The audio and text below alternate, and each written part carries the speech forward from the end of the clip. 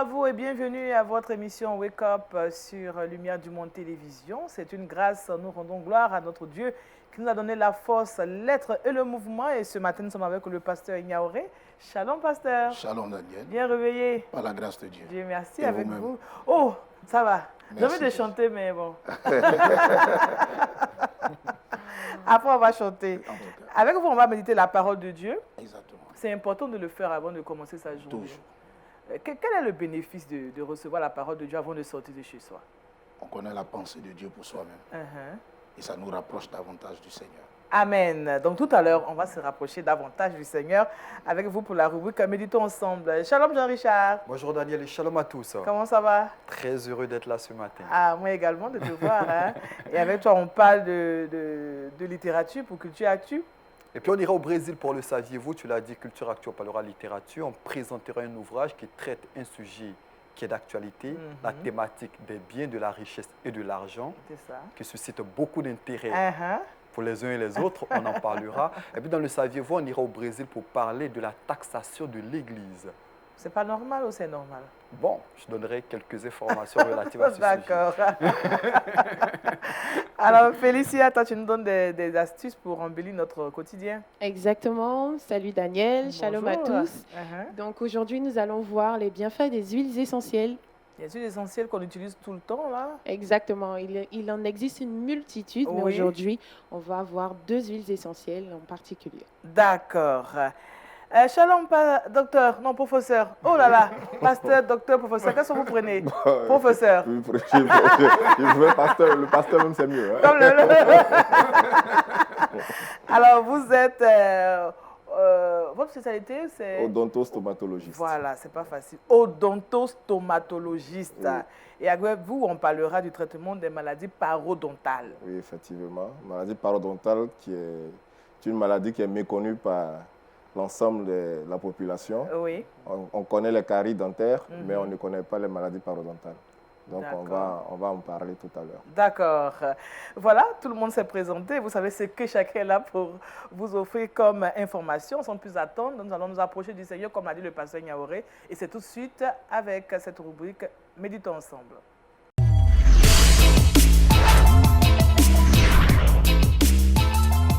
La puissance de l'amour du Christ. Exactement. Amen. Amen. Alors, c'est le thème de votre méditation ce matin. Exactement. Qu'est-ce qu'on doit retenir? Bon, on vous laisse toute la place. D'accord, merci beaucoup. Je voudrais d'abord lire le texte de base Oui. et puis donner pourquoi je parle de la puissance de l'amour du Christ. Jean chapitre 8, le verset 1 au verset 11. Jésus se rendit à la montagne des Oliviers, mais dès le matin, il alla de nouveau dans le temple, et tout le peuple vint à lui. C'est ainsi, il les enseignait. Alors les scribes et les pharisiens amenaient une femme surprise en adultère, et, la plaçant au milieu du peuple, il dit à Jésus, « Maître, cette femme a été surprise en flagrant délit d'adultère. Moïse, dans la loi, nous a ordonné de lapider de telles femmes. Toi donc, que dis-tu » Il disait cela pour l'éprouver, afin de pouvoir l'accuser. Mais Jésus, s'étant baissé, écrivait avec le doigt sur la terre. Comme il continuait à l'interroger, il se releva et leur dit, « Que celui de vous qui est sans péché jette le premier la pierre contre elle. » Et s'étant de nouveau baissé, il écrivait sur la terre. Quand ils entendirent cela, accusés par leur conscience, ils se retirèrent un à un, depuis le plus âgé jusqu'au dernier. Et Jésus resta seul avec la femme qui était là au milieu. Alors s'étant relevé et ne voyant plus que la femme, Jésus lui dit, « Femme, où sont ceux qui t'accusaient? Personne ne t'a-t-il condamné ?» Elle répondit, « Non, Seigneur. » Et Jésus lui dit, « Je ne te condamne pas non plus. Va et ne pêche plus. » Amen. Amen. Voilà, nous voyons notre Seigneur Jésus dans son habitude de parcourir les villes et villages pour enseigner les vertus du royaume des cieux, pour proclamer l'évangile du salut. Et Jésus, après un moment passé sur la montagne des Oliviers, a décidé d'aller dans le temple pour pouvoir prier et aussi enseigner. Oui. Et c'est qu'il avait l'habitude de faire. Et pendant qu'il était en train d'enseigner, il y a eu certainement, il a été arrêté par les scribes et les pharisiens qui ont amené devant lui une dame qu'ils ont surprise en flagrant délit d'adultère. Et selon la loi juive, la loi au temps de Moïse qui avait été donnée, elle méritait la lapidation. Vous voyez, l'adultère ne se commet pas seul, Justement. mais c'est elle qui doit payer les conséquences. Pourquoi? Nous ne pouvons pas avoir une explication pour cela, mais c'est ce qui avait été décidé. Et donc, cette femme méritait la lapidation. Et donc, eux voulaient appliquer cette loi. Ils voulaient appliquer la loi. Ils sont allés voir Jésus pour avoir son avis. Est-ce que Jésus serait d'accord que cette femme soit lapidée parce qu'elle méritait la mort conformément aux lois? Oui. Il précise que Jésus est né sous la loi juive. Et donc, il a subi toutes ces lois. Il a suivi, non seulement il a suivi parce qu'il est né, il s'était appliqué par ses parents, par ceux qui étaient autour de lui. Mais Jésus, à ce stade, va aller dans une autre dimension. Au lieu de la loi, Jésus va appliquer l'amour. Cette femme méritait la mort. Elle méritait la lapidation. Je suis convaincu que pour cette femme, c'était sa dernière journée sur la terre. Elle avait certainement imaginé comment elle allait, ce qui restait d'elle allait être. Si elle n'a pas d'enfant, elle allait peut-être avoir des regrets. Elle était convaincue que c'était fini pour elle. Parce que là, il n'y a pas de pardon. Et lorsqu'ils arrivent devant Jésus, les pharisiens et les scribes l'interrogent. Je rappelle que quand ils trouvent Jésus, ils sont à l'église pour lui poser ses problèmes. Ils sont à l'église, ce n'est pas hors de l'église. C'est ça. C'est dans l'église qu'ils viennent dire à Jésus, voilà quelqu'un qui doit mourir, on va la tuer. Dans l'église. Dans l'église. Ce n'est pas hors de l'église. Ce n'est pas dans les rues qu'ils ont rencontré Jésus. Non. Vous voyez, comme l'homme, même étant attaché aux lois, peut même oublier que l'église est le symbole de l'amour. Ah. Tellement ils étaient attachés à leur loi. Et tellement ils voulaient appliquer. Un commentaire que je peux dire, c'est seulement pourquoi certains étaient chauds pour la lapider. Peut-être qu'eux-mêmes, avant, ils passaient là-bas. Oui. Et puis, ils l'ont attrapé en compagnie de quelqu'un Donc, il y a d'autre. la jalousie. La jalousie. Donc là, ils veulent maintenant appliquer. C'est possible, hein? Ouais, mais c'est possible. Bon, C'est un commentaire que je fais. Mais c'est possible. Parce que son travail, c'était la prostitution. Ok. Donc certainement que certains passaient, ils l'ont attrapé avec un autre. Jalousement, ils veulent la lapider. Et lorsqu'ils trouvent Jésus, Jésus n'apporte pas une réponse directe. Lorsqu'il lui pose la question, Jésus se met à écrire. Logiquement, il devait répondre. Mais qu'est-ce qu'il écrit justement? Bon, La ce serait Bible ne dit pas prétentieux ce de qu'il dire ce écrit. qu'il a écrit et ce qu'il est en train d'écrire. Ce serait prétentieux parce que la Bible même ne dit pas ce qu'il était en train d'écrire. Mais il écrivait. Et pendant qu'il écrivait, il va leur poser un problème. Si vous-même, qui accusez cette femme, vous êtes sans reproche, sans péché, lancez la pierre. Lorsque Jésus finit de leur poser ce problème, il se remet à écrire. Il faut dire que Jésus, il est exceptionnel.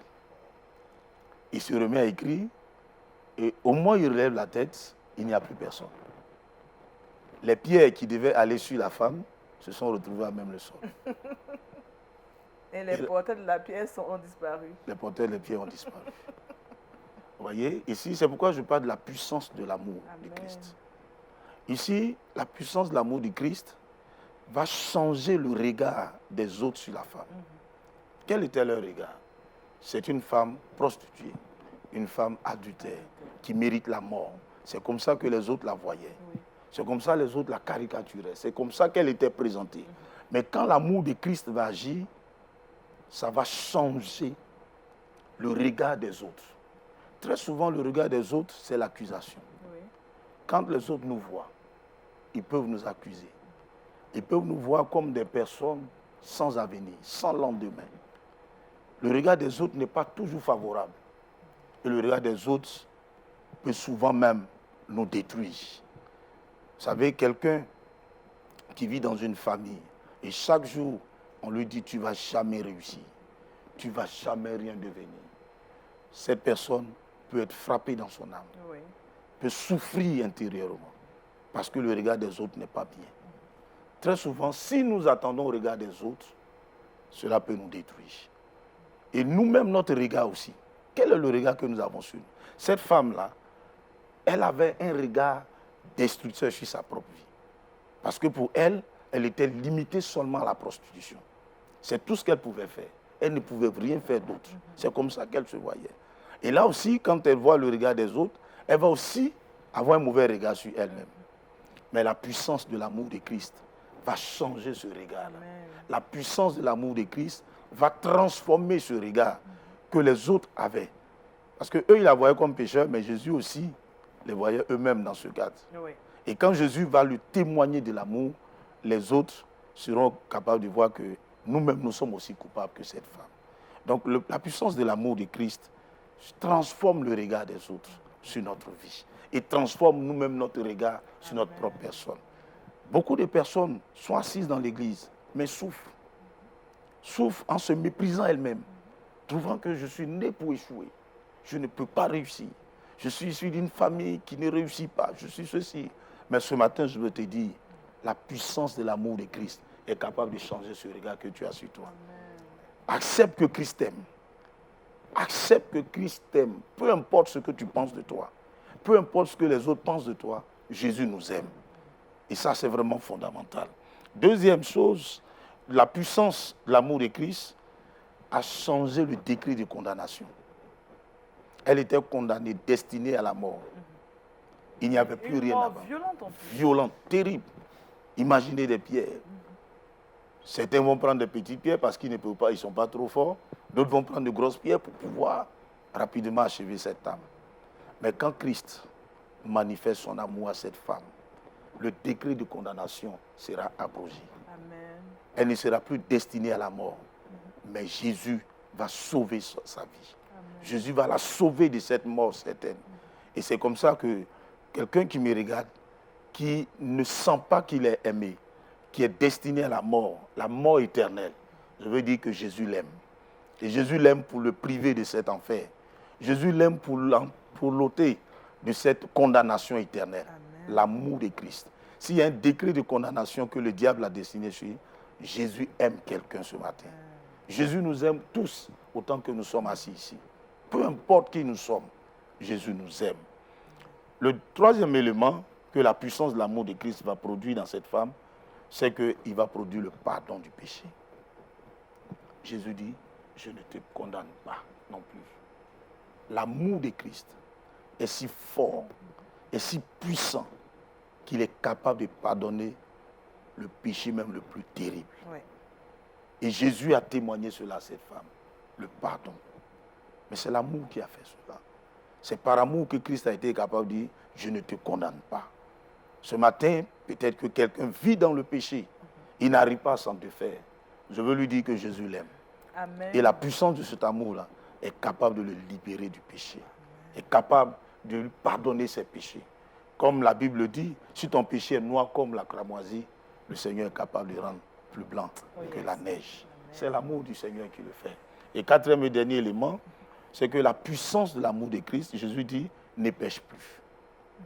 La puissance de l'amour de Christ est capable de nous donner la victoire sur le péché. Imaginez cette femme qui sort de cette situation à cause de l'amour que Christ lui a témoigné. Est-ce qu'elle va retourner encore là-bas? Non. Elle sera capable de dire, désormais, je refuse de vivre cette vie-là. Je vais changer de vie. Parce que celui-là, la manière dont il m'a aimé, je ne peux plus le décevoir en retournant dans cette situation. Elle a été capable, elle sera capable désormais de triompher le péché. Amen. Le plus grand problème de l'humanité, ce n'est pas la faim, ce n'est pas la maladie, mais c'est le péché. Le plus grand problème de l'humanité, c'est le péché. La maladie, les médecins créent des médicaments. Pour la faim, les organisations mondiales font tout. Oui. Mais pour le péché, il n'y a aucun organisme mondial qui a été créé pour pouvoir satisfaire le péché. Mais Jésus est la réponse au péché. Amen. Son amour nous donne la force sur le péché. Son amour nous donne la victoire sur le péché. Quand nous voyons la manière dont Christ nous aime, quand nous voyons donc la manière Christ nous témoigne son amour, ce que nous étions par le passé et ce que nous sommes aujourd'hui, quand nous voyons la puissance de cet amour, nous sommes capables de dire, en tant que jeunes, je suis capable de me préserver pour Jésus-Christ. Je vous remercie. Amen. Pasteur, vraiment, en vous écoutant, c'est un baume que vous mettez sur une plaie, certainement, parce que l'amour de Dieu peut tout faire, c'est ce qu'on peut dire. Peut tout faire. Alors, quelqu'un qui est condamné et qui reçoit l'amour de Christ, Oui. dans quelle disposition doit être cette personne désormais? Même si la justice le condamne et qu'il va passer même à l'acte d'exécution, mais le fait qu'il reçoit l'amour de Christ, il va partir avec joie, Amen. même étant condamné. Amen. On pouvait dire son amour nous environne. Nous environ. Amen. Il est tellement profond, Amen. tellement C'est trop merveilleux. fort. Ouais. La condamnation, vous en avez parlé, pasteur, c'est un fait aujourd'hui banal, même dans le milieu chrétien. Exactement. On voit cela tout le temps, les chrétiens qui condamnent les autres. Oui. Est-ce que le chrétien doit être dans cette posture de condamnation à outrance? En réalité, si le chrétien suit son maître Jésus, il ne doit plus être dans cette posture de condamnation. Mais réellement, nous avons nos arrière-plans. Notre arrière-plan, c'est de dire, si tu souffres, c'est parce que. Si tu es malade, c'est parce que. Or, Jésus ne voit pas de cette manière-là. Jésus ne condamne pas. Mais Jésus est venu pardonner et sauver. Et en tant que chrétiens, nous ne devons pas condamner, mais nous devons pardonner et sauver. Aujourd'hui, il y a beaucoup de personnes qui reçoivent de l'amour. Les personnes peuvent recevoir de l'amour, mais c'est parfois difficile de se pardonner soi-même. Comment pouvez-vous expliquer ce phénomène? Beaucoup de personnes ne se pardonnent pas eux-mêmes, ils vivent dans une sorte de condamnation personnelle. Le plus grand ennemi de l'homme ou du chrétien, c'est le diable. Mais le premier ennemi de l'homme, du chrétien, c'est lui-même. L'autocondamnation, l'autoflagellation. On se condamne soi-même. Cet état de fait est dû au fait qu'on ne connaît pas assez la profondeur de l'amour de Christ. Si nous connaissons la profondeur de l'amour de Christ, peu importe ce que nous sommes, peu importe ce que nous avons fait, Christ nous aime. Ça, si j'ai ça dans mon esprit, je suis capable de transcender cette autocondamnation. Oui, allez-y, Oui, professeur. je pense que le message que vous avez donné est très profond. Et l'amour, la puissance de l'amour de Jésus-Christ, qu'en pensez-vous de ceux qui, par rapport à la puissance de l'amour de Jésus-Christ, pensent que Jésus-Christ a légitimé le péché? Ils demeurent dans le péché parce qu'ils disent que, de toute façon, Dieu est amour et ils seront pardonnés. Et je pense que la réponse est là même dans la vie, sous nos yeux. Cette femme méritait la mort parce qu'elle a péché. Il ne permet pas qu'elle soit morte, soit tuée. Il pardonne son péché, mais qu'est-ce qu'il lui dit? Ne pêche plus. La puissance de l'amour de Christ ne légitime pas le péché. Comme je l'ai dit, la puissance de l'amour de Christ nous donne la force de vaincre le péché. Voilà. Quand je sais que Christ m'aime d'un amour profond, je suis capable de me préserver pour lui. Je suis capable de m'abstenir du péché pour lui. Voilà ce que je peux dire, docteur. Alors moi, la dernière question que je veux poser, est-ce que parce que Christ a manifesté son amour pour l'humanité, cela donne le droit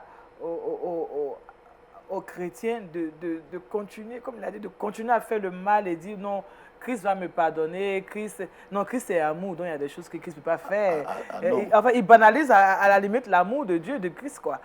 Bon, Parce qu'on sait que dans l'Ancien Testament, il y en a même qui disent que le Dieu de l'Ancien Testament n'est pas le même dans le Dieu du Nouveau Testament. L'Ancien Testament, c'était du tic au tac. Voilà. Mais le Nouveau Testament, ça traîne un peu. Ouais.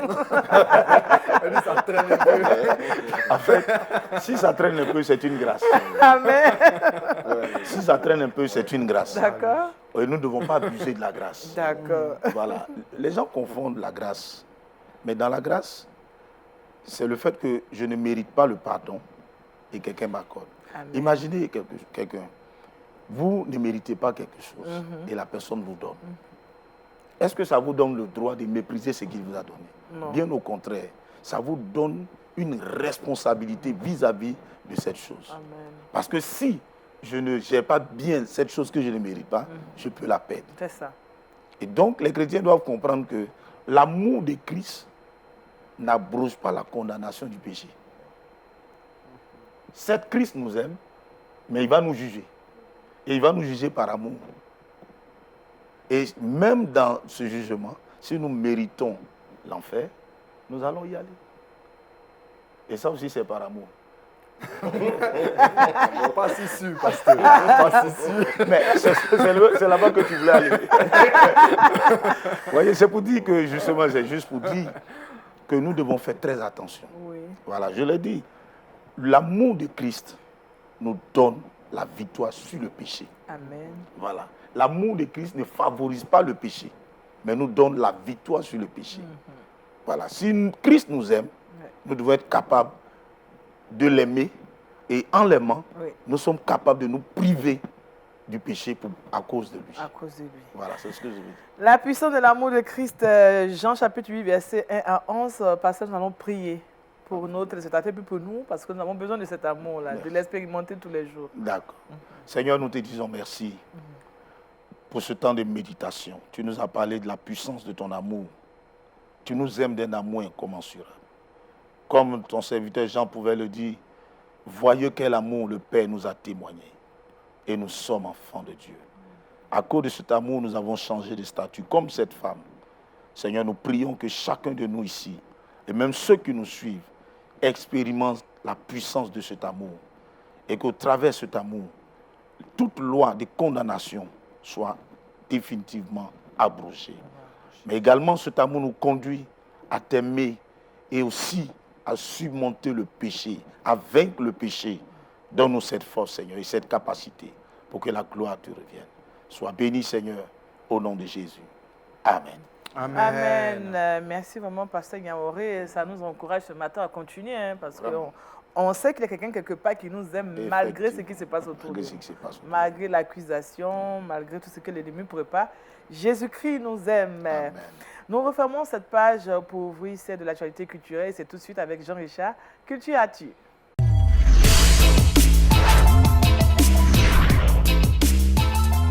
Alors Jean-Richard, tu nous parles de littérature. Effectivement, merci Daniel. Je le disais d'entrée de propos. Aujourd'hui, j'ai décidé de parler d'un ouvrage qui traite, j'y arrive, d'une thématique qui suscite de l'intérêt, de la polémique, mais aussi de la controverse, la thématique des finances. Eh bien, l'ouvrage que je présente a pour titre, vous le voyez, Biens, richesse, argent, principe biblique de gestion financière.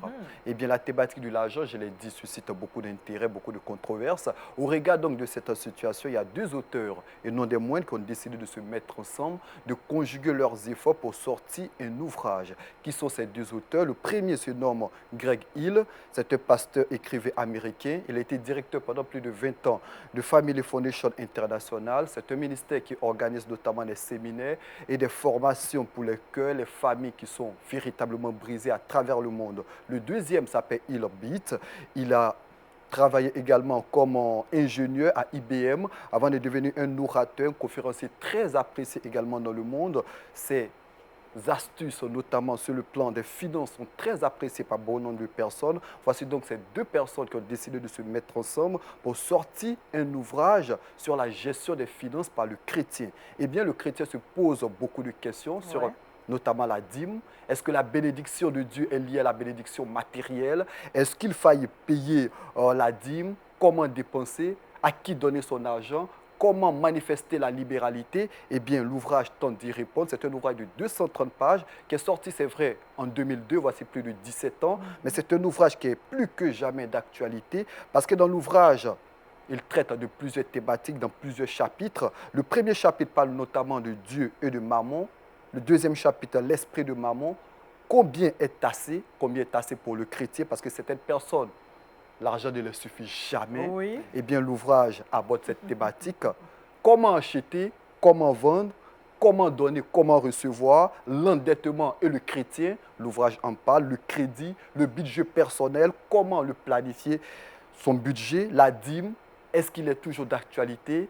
Est-ce que c'est has-been? Eh bien, l'ouvrage en parle également. La libéralité et bien d'autres sujets assez intéressants abordés par l'ouvrage que je tiens à présenter aujourd'hui. C'est vrai qu'on ne pourra pas décortiquer de façon générale l'ouvrage, mais je le présente. C'est un ouvrage qui coûte 15 000 francs aujourd'hui, 23 € sur certaines plateformes. Lorsque vous commandez cet ouvrage, il vous est envoyé gratuitement. C'est un ouvrage que je tiens à, pourquoi pas, recommander à plusieurs chrétiens qui se posent notamment beaucoup de questions sur la gestion de leurs finances, sur la libéralité, sur la dîme, sur les offrandes. Est-ce qu'il faille donner à nos hommes de Dieu? Est-ce qu'il faut donner à d'autres personnes? Eh bien, l'ouvrage en parle et c'est un ouvrage que je tiens à vous recommander en ce jour. 15 000 francs CFA dans toutes les bonnes librairies. Merci Jean-Richard. On peut rappeler le titre de cet ouvrage? Bien, richesse et argent, principe biblique de gestion financière, sorti en 2002. Je rappelle que l'ouvrage a été édité par Jeunesse en Mission. Jeunesse en Mission qui édite de nombreux ouvrages. On tient à saluer au passage, pourquoi pas, Laurent Guillaume, qui est le représentant de Jeunesse en Mission au niveau de la Côte d'Ivoire. Alors, pasteur, quand on entend ce genre de choses, Dieu doit voir clair dans tout ce que nous faisons. Même dans nos finances. Même dans nos finances, c'est vrai. Ça, c'est normal. Je vous raconte une petite histoire. Un pasteur est allé faire un baptême. Et pendant qu'il devait plonger le frère dans l'eau, le frère s'est rendu compte que son porte-monnaie était dans sa poche. Et le frère voulant lever, il a dit non, il faut que ton porte-monnaie aussi soit converti. C'est une belle image. Donc, toute notre vie, c'est ça, c'est la conversion. C'est ça, conversion. C'est tout. C'est un tout. Voilà. Parce que par moment, on peut être converti sans que notre porte-monnaie ne soit converti. Il y en a beaucoup. Il y en a beaucoup. Et comment ils manifestent cette non-conversion? Bon, Ils donnent pas, ils font pas les il est offrandes. insensible à tout ce qui se passe dans l'église. Il est insensible à tout ce qui se passe dans l'église. Vous savez, souvent, on a l'impression que c'est ceux qui ont l'argent qui donnent plus. Mais en réalité, ce n'est pas vrai dans l'église. C'est ceux-mêmes qui n'en ont pas qui donnent. Et nous le voyons très souvent dans nos églises. D'accord. Voilà. Lui, il est là, il a son argent, il s'est dit, bon, ben, j'ai travaillé dur, et j'ai lutté toute ma vie pour avoir ce que j'ai. Et après, j'ai connu Dieu. Donc, c'est quand j'ai connu Dieu, c'est que j'ai eu après avoir connu Dieu, là, c'est ça qui est pour Dieu. Voilà, ça c'est pour moi. J'ai eu un débat comme ça avec un frère, c'est pourquoi j'en parle. Ce livre-là va vraiment aider beaucoup de chrétiens. Merci. Parce que les chrétiens, qu'on le veuille ou pas, certaines personnes estiment que la bénédiction de Dieu est liée aussi aux bénédictions matérielles. Alors que par moment... C'est une erreur. C'est une erreur. La plus grande bénédiction du chrétien, c'est le salut. Amen. Mon âme est sauvée. C'est la plus grande bénédiction. Et le reste, Jésus même l'a dit, il dit cherchez premièrement le royaume des cieux et la justice. Oui. Et le reste vous sera donné. Or, nous, aujourd'hui, on priorise le reste et puis après... On veut aller au ciel. Merci Jean-Richard. Voilà, nous allons parler maintenant de bonne santé. C'est la rue Bonne Santé. Nous en parlons avec le professeur Mobio Samson.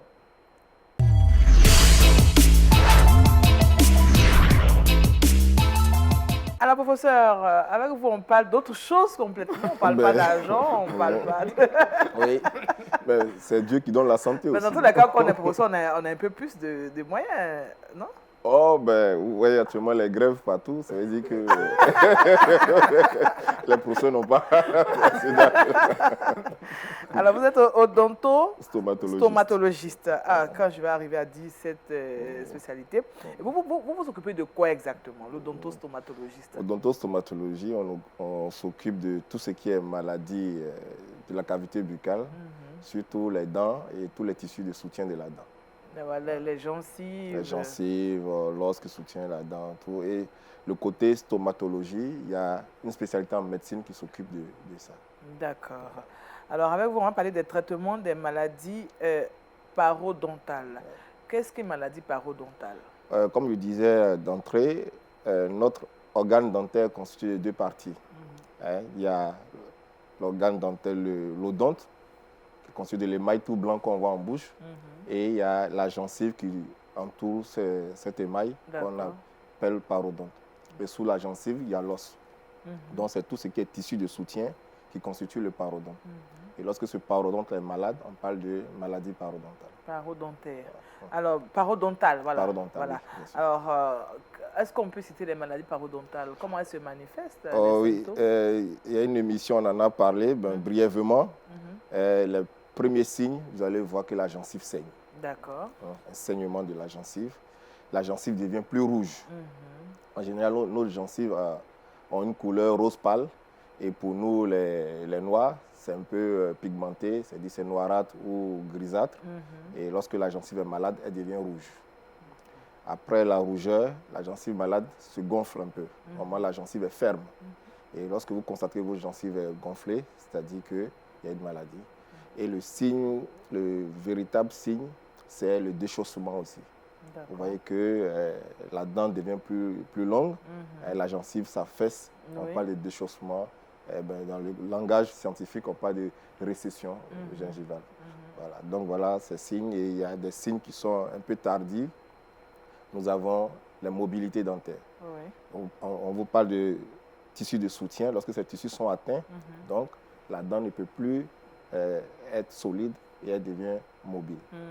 Voilà ces signes. Mais qu'est-ce qui occasionne justement ce qui occasionne, c'est la plaque dentaire. Nous avons parlé à une émission ici. La plaque dentaire qui est constituée des microbes qui s'associent entre elles pour détruire le parodonte. Nous avons des milliards de microbes dans notre bouche. Et ces milliards de microbes... Mais c'est dû à quoi? Pourquoi dans notre bouche, on peut avoir beaucoup de microbes? C'est une bonne question. C'est-à-dire que Dieu nous a donné ces microbes-là pour pouvoir activer notre système immunitaire. C'est-à-dire le fait qu'on a ces microbes-là en bouche, ça permet à notre système immunitaire d'être performant, d'être toujours en alerte. Voilà. Et ces microbes-là, la majorité des microbes sont inoffensifs. Et il y a une minorité qui est pathogène, qui crée des maladies. Et lorsque cette minorité, on n'arrive pas à les contrôler, et qu'elle se développe, elle se multiplie, c'est en cela que la maladie s'installe. Qu'est-ce qui les aide à se multiplier, justement, cette minorité? Voilà, c'est la mauvaise hygiène, la mauvaise élimination. Si vous les laissez s'accumuler, elles favorisent la multiplication de leurs amis, se multiplient. Et aussi, il y a l'alimentation. Lorsqu'on mange, ces microbes-là utilisent les sucres qui sont contenus dans notre alimentation pour provoquer de l'acide, et ces acides attaquent nos dents, ça forme la carie. Et souvent, dans notre alimentation, on a des fibres aussi. Les microbes utilisent ces fibres-là pour aller s'attaquer à la gencive. C'est tellement fin que... Oui, ces microbes, on les voit au microscope. Vous ne pouvez pas les voir à l'œil nu. Et ces microbes qui constituent la plaque, lorsqu'on les laisse, lorsqu'on n'arrive pas à les éliminer, la plaque dentaire durcit. Et quand ça durcit, c'est ce qui provoque le tartre qu'on voit, le jaunâtre sur les dents.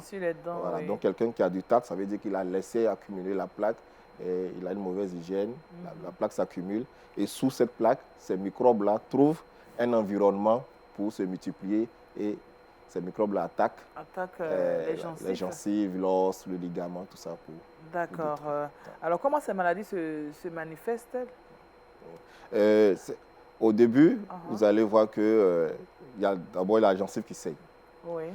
Quand la gencive saigne, elle devient rouge, et ensuite le ligament qui attaque la dent est atteint, et on constate que la dent commence à bouger un peu. Et un autre signe extérieur, vous allez voir que la laine change un peu. Vous commencez à avoir une mauvaise haleine. Voilà. Ça, c'est dû au fait que ces microbes-là sont à l'intérieur de la gencive, et elles vont diffuser des composés maldorants qui provoquent la laine. Et à la longue, si vous ne les éliminez pas, la dent peut tomber seule. Il y a des gens qui vont vous dire mais je n'ai pas de carie, c'est-à-dire je n'ai pas de trou sur ma dent, mais ma dent a bougé et elle est tombée seule. C'est dû au fait que cette dent est atteinte d'une maladie parodontale. D'accord. Alors, on va parler maintenant du traitement. Comment traiter justement? Parce que ça fait un peu peur. On sait qu'il y a des milliards de microbes qui s'associent, qui font des tartes. Vraiment, ils travaillent dans notre bouche comme ça. Effectivement. Le traitement se fait en deux volets. Il y a le traitement préventif pour éviter que la maladie s'installe, et le traitement curatif, c'est-à-dire la maladie installée et comment on va l'éradiquer. Donc, le traitement préventif, c'est l'hygiène bucco-dentaire, c'est-à-dire le brossage dentaire pour éliminer, pour éviter que cette plaque dentaire-là se forme. Et pour faire un bon brossage, il faut de bons instruments. Le bon instrument, c'est la brosse à dents. Il y a des brosses à dents qui sont bien calibrées, qui présentent des poils bien souples, qui peuvent éliminer la plaque sous la gencive. C'est le lieu de dire à tous les téléspectateurs de ne pas prendre n'importe quelle brosse à dents. Allez à la pharmacie, le pharmacien va vous donner des conseils pour vous prendre une bonne brosse à dents pour pouvoir éliminer la plaque. Et au niveau de la prévention, vous avez l'instrument qui est la brosse à dents avec la pâte dentifrice, mais il faut une bonne technique. Oui. Il faut une bonne technique pour éliminer cette plaque. Et cette technique, c'est le dentiste qui peut vous apprendre cette bonne technique. Hein. Tout compte fait, Oui. toutes ces techniques Quand vous êtes là, qu'est-ce que vous Non, pouvez... toutes ces techniques se résument Oui. en un mouvement. Mhm. C'est un mouvement vertical. Lorsqu'on se brosse les dents, il faut imprimer ce mouvement, pas le mouvement horizontal. Le mouvement horizontal va abîmer vos gencives et vos dents. Le mouvement vertical, ça permet d'éliminer la plaque sur la dent D'accord. et à l'intérieur du sillon gingival de la gencive. Ok. Voilà. Donc, il y a ce mouvement. Maintenant, sur les faces masticatrices, Oui, là, au fond. là, vous imprimez des petits mouvements obliques pour pouvoir éliminer. Voilà. Donc, en général, toutes les techniques que vous allez apprendre, En moyenne, quel est le temps qu'il nous faut pour un il bon faut se brossage? brosser 2 fois par jour pendant 2 minutes. 2 minutes. Voilà. 2 fois par jour pendant 2 minutes. Donc, il ne faut pas faire rapidement et puis non. Non, En rapidement. 2 minutes, on a essayé d'avoir levé. On a à peu au près 32 dents en bouche. Ouais. Le temps de brosser toutes les dents, Ok. pensons que 2 minutes, vous pouvez brosser toutes les dents. En moins de 2 minutes, les études ont montré que le brossage n'est pas efficace. D'accord. Est-ce que l'usage du cure-dent, on sait que nous sommes en Afrique, on a pour habitude de se nettoyer les dents avec le cure-dent, on prend un morceau de bois. Est-ce que ça ne participe pas au déchaussement des dents? Oui. C'est une bonne pratique déjà. Oh, ce n'est pas une bonne pratique parce que le cure-dent, comme elle a dit, ça agresse la gencive. Ça agresse la gencive, ça favorise les saignements. Et ce saignement-là va entamer, c'est ce que j'ai dit, la maladie parodontale. C'est ça. Voilà. Donc, il y a des cure-dents spéciaux qui sont vendus à la pharmacie, qui sont adaptés aux espaces interdentaires. Vous pouvez vous en procurer. Il y a des fils de soie interdentaire qui sont adaptés à des espaces interdentaires que vous pouvez utiliser.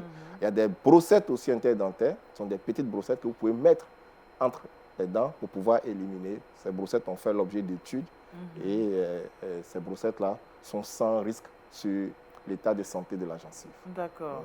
On va continuer pour... Voilà, donc ça, c'est les mesures préventives, c'est le traitement préventif. Et lorsque la maladie s'installe, il faut un traitement curatif. Là, vous allez voir le spécialiste, le dentiste ou bien le parodontiste Oui. Qui va vous faire un traitement. Ce traitement va consister d'abord à ce que nous on appelle couramment le détartrage. Vous allez nettoyer toute la cavité buccale, toutes les faces où il y a le tartre, il va les éliminer. Et s'il y a des déchaussements, il y a des techniques chirurgicales qui peuvent permettre de remplacer la gencive qui a été détruite par la maladie. C'est ça. Et si à la radiographie, il y a l'os qui est parti, qui fait que la dent est mobile, il y a des techniques qui permettent de remplacer cet os-là par soit vous-même votre propre os en bouche ou par de l'os artificiel. Donc là, comment on casse l'os par où? Dans la propre cavité buccale, il y a des zones où on a de l'os abondant. On va prélever cet os-là et pour venir mettre au niveau de la dent qui a perdu de l'os. Et lorsqu'on referme sa cicatrice, il y a... Et on ne sent rien, il n'y a pas de... Non, il n'y a pas de... C'est une technique qui est sûre. On en fait ça tout le temps et il n'y a pas de problème. C'est pour dire qu'aujourd'hui, si vous avez une dent qui est mobile, qui est due à une maladie parodontale, il y a beaucoup de techniques qui nous évitent d'extraire la dent. Voilà, il y a des techniques qui permettent de conserver la dent. Mais est-ce que c'est mieux d'extraire la dent ou bien de la traiter? Qu'est-ce qui est mieux? Bon, nous sommes sur une chaîne chrétienne. Dieu nous a donné des dents. Oui. Ce que Dieu nous a donné, vaut mieux la conserver que de mettre quelque chose d'artificiel. Bon, je suis professionnel de la santé. Ça nous arrange de faire des prothèses. Ça coûte cher, c'est onéreux. Mais il est mieux de conserver les dents. Voilà, il est mieux de conserver les dents. Donc, pour traiter les maladies parodontales, on participe à la conservation des dents. Que de mettre des dents artificielles en bouche. Merci, docteur, professeur. Voilà, faut pas qu'on c'est la oublie même chose. Maintenant, je voulais dire quelque chose qui est important. Ces maladies parodontales, certes, on a dit, lorsqu'elles sont graves, elles vont permettre, elles vont favoriser l'extraction de la dent, mais elles ont une répercussion aussi sur d'autres maladies, sur l'état de santé général. D'accord. Voilà, les études ont montré que ces maladies ont une incidence sur le diabète. Et c'est les patients qui ont le diabète, qui ont des maladies parodontales en bouche, leur diabète n'est jamais équilibré. Ça, c'est dû au fait que ces patients ont des maladie parodontale en bouche, je rappelle que la maladie parodontale est une infection. Donc toute infection favorise le déséquilibre du diabète. Chez nos mamans, lorsqu'elles sont enceintes, chez les femmes, lorsqu'il y a des maladies parodontales, ça favorise l'accouchement des bébés de faible poids et des bébés prématurés. Comment ça? Quel est le lien? C'est une très bonne question. Le lien, il y a 2 théories qui expliquent ce lien. Les maladies parodontales sont provoquées par ces bactéries. Ces bactéries vont se transloquer pour aller au niveau du placenta chez la femme et ça va favoriser des contractions utérines et ça va favoriser cet accouchement prématuré. Et le fait que ces bactéries vont au niveau du placenta, ça va éviter le développement du fœtus et ça fait qu'à l'accouchement, l'enfant va être de faible poids. Et ces bactéries aussi vont provoquer, bon, ça c'est un peu technique, l'augmentation des protéines inflammatoires, bon, tout ça, ça favorise aussi ces accouchements prématurés. On n'en parle pas, mais... Les conséquences sont graves. Oui, on n'en parle pas, mais c'est sérieux. Nous, au CHU de Cocody, on a mené une étude chez des femmes enceintes qui ont eu des accouchements prématurés, des bébés de faible poids. On a remarqué qu'il y a 40% de ces femmes-là qui avaient ces maladies parodontales. Voilà, c'est excessif, hein, 40%. 40% qui avaient ces maladies parodontales. Et ça favorise. Il y a plusieurs facteurs qui favorisent les accouchements prématurés, mais les maladies parodontales font partie de 40%. 40%. Wow. Et les maladies parodontales aussi favorisent les maladies cardiovasculaires. Et en général, nous, dans notre service, tous les patients qui passent à l'Institut de cardiologie, on les adresse à notre service pour voir s'il n'y a pas de maladie parodontale. On les stabilise avant qu'on les prenne en charge. Parce qu'il y a un lien fort entre ces maladies parodontales et les maladies cardiovasculaires. D'accord. Vraiment, nous découvrons des choses ce matin avec vous. Oui, on s'est appesanti sur la carie dentaire, alors qu'on a d'autres maladies silencieuses qui favorisent des maladies d'ordre général. Heureusement que l'amour de Dieu pour nous empêche vraiment de succomber. Bien sûr. Vraiment. Nous sommes sans voix. Non. Qu'est-ce que vous pouvez nous dire pour nous reconforter? De la même manière que nous sommes des chrétiens, chaque matin nous nous réveillons, nous adorons nos dieux, nous méditons la Bible. Oui. Chaque matin, il faut prendre soin de ses dents. Voilà. Chaque matin. Comme quoi, c'est pas parce que la dent, il faut prendre soin de sa dent comme son corps. Bien sûr. Voilà, ça fait partie du corps et c'est la partie du corps qu'on utilise même le plus. Oui. Parce qu'on utilise les dents pour manger, pour parler, pour sourire. Et donc, je pense qu'il faut en prendre soin. Vous avez parlé de brosse à dents appropriée. Est-ce qu'il y a des pâtes dentifrice également appropriées? Oui, effectivement, les pâtes dentifrice, on recommande toujours de prendre des pâtes dentifrice qui ont une bonne teneur en fluor. Vous arrivez en pharmacie, en général, une pâte dentifrice qui a une teneur en fluor de 1500 ppm, pour un adulte, c'est mieux. Ça part de 1500 ppm à 2500 ppm. Pour nos enfants, 250 ppm, 300 ppm de fluor, c'est bon pour les enfants. D'accord. Mais de plus en plus, en parlant justement de pâte dentifrice, on nous propose des pâtes dentifrice qui blanchissent les dents. Est-ce que c'est recommandé? Moi, en tant que professionnel de la santé, je ne peux pas encourager ces pâtes dentifrice parce que ce sont des pâtes dentifrice qui sont abrasifs. Quand il y a abrasif, ça détruit l'émail. Ça a un impact négatif sur la gencive. Si vous voulez blanchir vos dents, allez-y voir un professionnel. Il y a des produits adaptés pour cela. Vous pouvez les utiliser. D'accord. À quel âge on peut commencer le brossage chez l'enfant? À partir de 2 ans.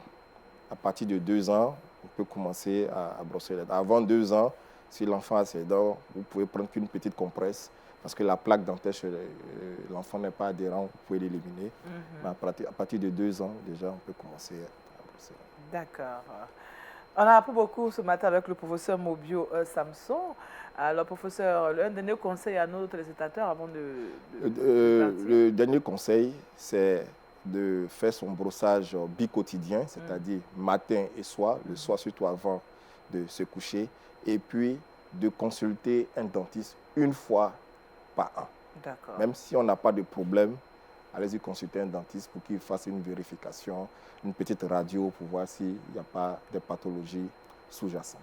Avant de partir, les maladies parodontales sont héréditaires ou c'est contagieux? Les maladies parodontales ne sont pas contagieuses, ne sont pas héréditaires, mais les gènes qui favorisent le développement des maladies parodontales sont héréditaires. Ça veut dire que si dans une famille, les gens ont l'habitude de développer des maladies parodontales sévères dans la même famille, il y a un risque. Il y a un risque, c'est-à-dire qu'ils présentent des gènes qui favorisent le développement de ces maladies, mais ce n'est pas, ils ne vont pas transmettre les bactéries qui provoquent les maladies parodontales d'un individu à un autre. Mais c'est parce qu'ils ont des gènes communs qui vont favoriser le développement de cette maladie. Ah, c'est pour cette raison que parfois on peut voir dans nos familles, certaines familles où on dit non, on ne mange pas telle chose parce que ça nous fait tomber les dents. Justement. On ne mange pas le cabri, on ne mange pas de ceci. Effectivement, ce sont des familles qui présentent des gènes qui sont favorables au développement de ces maladies parodontales. Et en général, lorsqu'on reçoit un patient qui a une maladie parodontale sévère ou agressive, on recommande à ce patient de faire venir soit ses ascendants, ses parents ou ses enfants pour qu'on puisse dépister cette maladie. Et quand c'est dépisté tôt? Tôt, oui, la prise en charge est plus aisée et la guérison s'ensuit facilement. C'est pas cher? Oh non, c'est pas cher. D'accord. C'est pas cher, comme je l'ai dit, par rapport à d'autres soins dentaires, la prise en charge des maladies parodontales n'est pas au niveau. C'est accessible à tous. Accessible à tous. Merci, docteur. Professeur, voilà. Parce que là, au moins, on est rassuré. On peut aller voir. Vous avez dit d'aller voir le dentiste au moins une fois par an. Même quand on n'a pas de bobo, on n'a pas de problème, allez-y voir le dentiste une fois par an. D'accord. Pour faire juste un contrôle. Parce que les maladies parodontales dont j'ai parlé sont des maladies silencieuses. Elles évoluent à bas bruit, vous négligez et le temps qu'on découvre. Oui, ça devient grave. Voilà. Ok, au risque de perdre nos dents, il faut nous rendre justement chaque année voir le dentiste pour pouvoir traiter les maladies parodontales. Merci à vous, professeur Mobio Samson. Nous allons nous tourner vers Félicia et c'est le Trick Box.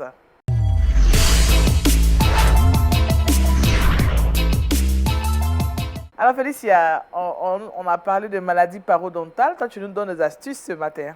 Aujourd'hui, vraiment, je vais parler de l'importance, sinon des bienfaits, des huiles essentielles. Ça intervient aussi pour l'entretien des dents, non? Effectivement, il y a des huiles qu'on peut utiliser pour nettoyer les dents et puis aussi pour réduire la mauvaise haleine.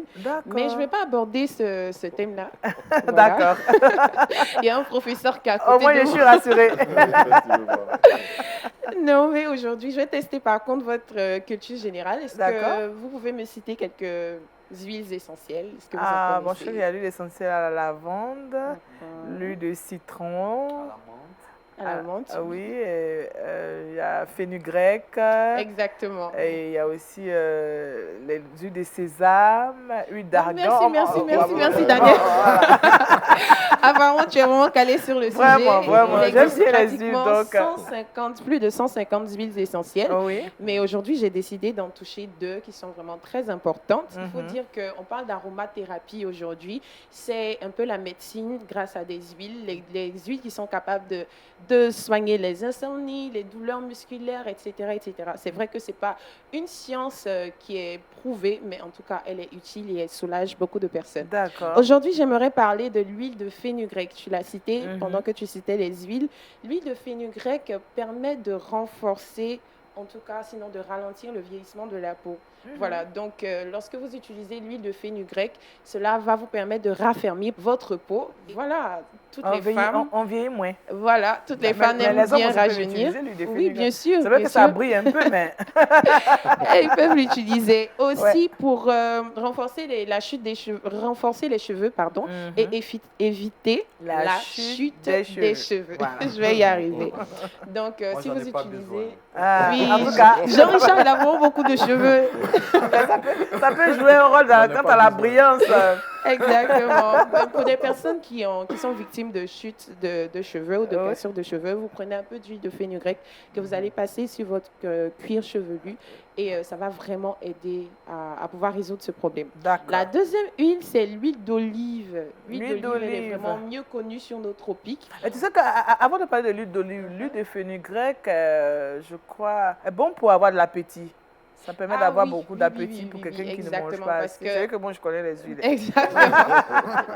Donc, pour des personnes qui veulent prendre du poids, oui. Et voilà, ça favorise aussi la prise de poids. L'appétit, voilà. De façon naturelle. Voilà, donc je reviens. à l'huile d'olive. L'olive, que L'huile j'apprécie d'olive. très bien. J'apprécie beaucoup l'huile d'olive. Tout le C'est monde connaît bon, cette huile-là, c'est C'est excellent. très bon, oui. Exactement. Donc, elle est riche en matières grasses, certes, mais elle peut être aussi utilisée en cuisine. Voilà, ça permet aussi, ça relève le goût des aliments. Surtout Tout les ça. salades. Hein. Surtout les salades. Et aussi, il a été dit, il y a une étude qui a montré que lorsqu'on utilise 2 cuillères de soupe d'huile par jour, je passe sous le contrôle du professeur, toujours. Non, mais c'est une étude une étude sérieuse qui a été établie. Et Oui. lorsqu'on utilise 2 cuillerées d'huile d'olive par jour, ça va réduire de 44% les maladies cardiaques. Donc voilà, c'est une huile vraiment très efficace. Et en tout cas, si vous... 2 cuillerées à soupe par jour. Par jour. Ah, d'accord. Voilà. 2 cuillerées par jour, Je confirme effectivement. D'accord. Ça réduit les risques de maladies cardiovasculaires. Exactement. Ok. Donc, on va beaucoup consommer l'huile d'olive. Non, pas abusé. Ah, d'accord, 2 cuillerées. À soupe. On a dit 2 cuillères à soupe. Mais ça- De l'eau. Mais On dit qu'est-ce- de l'eau à soupe. Mais justement, ça réduit 40%. 2 cuillerées seulement réduisent 40%. Moi, je vais réduire 100%. Donc, je prends 5 cuillerées. Non, Daniel, c'est pas comme ça que ça fonctionne. D'accord. Donc, on reste à 2 cuillerées à soupe. Exactement. Et en plus de cela, l'huile d'olive est bonne pour la peau. Donc, Oui. si vous utilisez de l'huile d'olive naturelle, ça va faire briller votre peau, surtout de façon naturelle. Naturel. Merci beaucoup. Et Félicia, et puis aussi les femmes qui viennent d'accoucher peuvent utiliser l'huile d'olive avec du beurre de karité. Ça embellit la peau, ça enlève le masque de grossesse. Voilà, Excellent. J'ajoute seulement. Merci, Daniel. Voilà, c'est ça. C'est ça. Les femmes, elles sont là, c'est ça. Hein? Vraiment. Merci Félicia pour toutes ces informations. Je pense que en tant qu'enfants de Dieu, nous devons bénéficier de tout ce que Dieu nous a donné. On se rend compte que Dieu a mis tout dans les aliments. Il nous a tout donné et malheureusement, faute de connaissances, on peut périr. C'est ça. Surtout les aliments naturels. Oui. Ouais. Voilà, aujourd'hui tout est modifié. Parfois, on utilise l'huile d'olive pour seulement l'huile d'onction, pour en faire l'huile d'onction. Oh, il faut manger pour avoir la bonne santé. C'est ça. C'est très important. Ok, merci Félicia pour toutes ces informations. Nous allons partir maintenant pour le saviez-vous.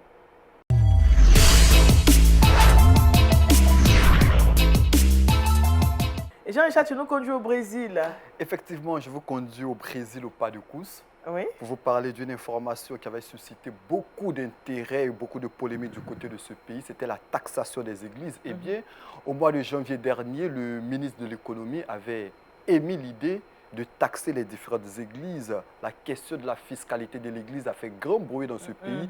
Les religieux sont montés au créneau. Il faut rappeler que le Brésil, c'est 60% de catholiques et 30% de protestants. C'est un pays très chrétien, Oui. même si aujourd'hui la foi est en chute libre, n'empêche que la plupart des Brésiliens partent à l'église. Et bien cette question a suscité beaucoup de polémiques. Le président a reçu l'ensemble du corps de Christ il y a de cela quelques semaines et il a précisé que la taxation des différentes églises ne se fera pas, en tout cas pas sur son gouvernement. C'est une bonne nouvelle que la plupart des églises ont salué. Les églises ont demandé par ricochet, parce qu'au Brésil, il faut préciser que chaque année, les églises sont soumises à ce qu'on appelle la déclaration des revenus et des dépenses. Chaque année, les différentes églises du Brésil essaient de dresser la liste de leurs dépenses, de leurs différents revenus. Ça pose beaucoup de problèmes au niveau du Brésil, parce que certaines personnes estiment que l'église ne doit pas donner ses chiffres. Mais bien du côté du Brésil, le gouvernement suit cela de très près parce qu'on estime qu'il y a beaucoup d'abus, il y a eu beaucoup d'abus notamment du côté du Brésil.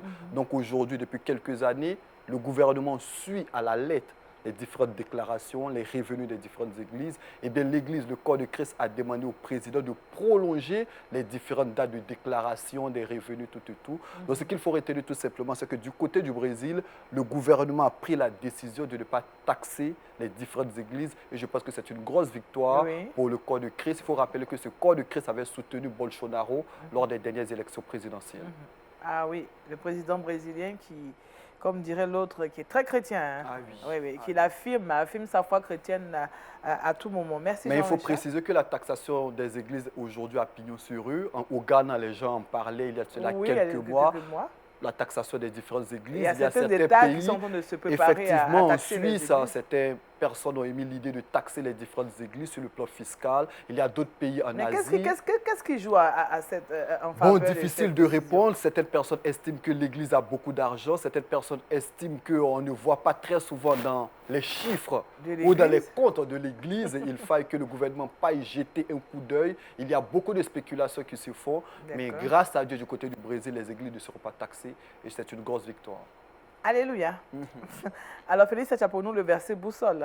Oui, Jean chapitre 8, le verset 11. Jésus lui dit, « Je ne te condamne pas non plus, va et ne pêche plus. » Oui, c'est une parole pour chacun d'entre nous hein, de pouvoir partir libre parce que Jésus-Christ a payé le prix pour que nous soyons libres, nous puissions vivre une liberté. Alors, merci Jean-Richard hein, pour toutes ces informations. Merci également à Félicia. Merci au professeur Mobieux Samson pour ces instructions concernant le brossage des dents et tout et tout. Merci aussi au pasteur qui nous a parlé de la puissance de l'amour de Christ. Que Dieu vous bénisse en espérant vous retrouver le jeudi. Voilà, nous prions que le Seigneur vous visite et surtout expérimentez l'amour de Christ en tout temps et en tout lieu. Soyez bénis. Au revoir.